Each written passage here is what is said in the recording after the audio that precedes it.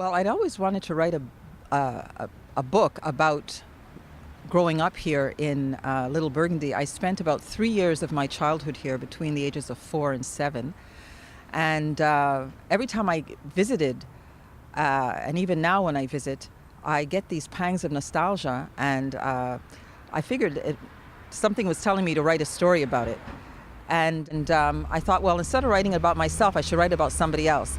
So that's how I came up with the idea of Oscar Peterson. I used to have a studio around here, and it was on Saint-Ambroise near the tracks for 12 years. So when I got here, the neighborhood was pretty run down. It's been pretty gentrified since then.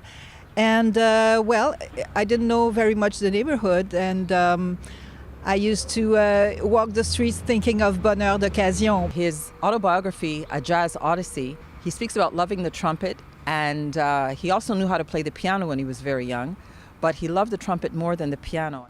And he talked about his bout with tuberculosis and how when he was in the hospital he stopped talking.